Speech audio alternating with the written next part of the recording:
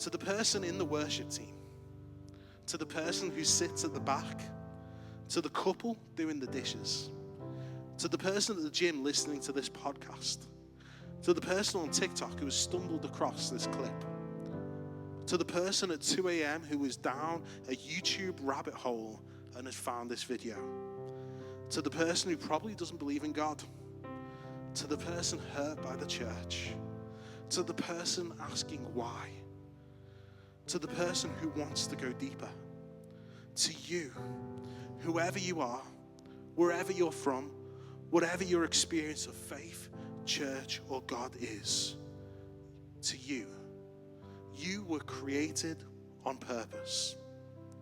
You're not the result of a cosmic accident. You were created on purpose. You were made in the image of the true and living God. Just like a mirror reflects our image, our lives are to reflect his image.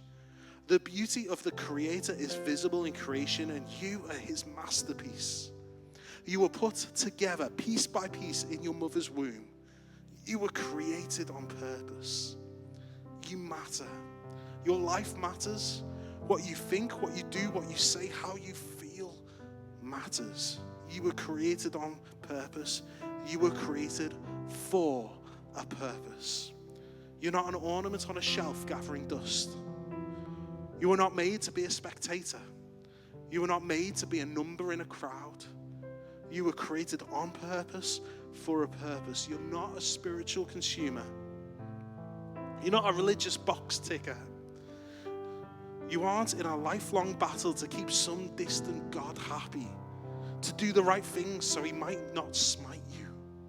God created you on purpose, for a purpose, and your Creator loves you. Through Jesus, he adopts you into his family to be his child. He delights in you. Through the Holy Spirit, he dwells within his children. He wants to be your father, your friend, your helper, your strength, your encourager. He wants you to live a life to the full, a life filled with purpose and meaning, a life that matters, a life that makes a difference, a life that brings heaven to earth. He invites you to walk with him, to talk with him, to experience him and his presence, to live a life shaped by heaven, a life that has a different focus, a life that has an eternal perspective, a life where caviar is like crusts and champagne is like dirty water compared to the bread of life and living water found in him. A life of more, a life that is naturally supernatural.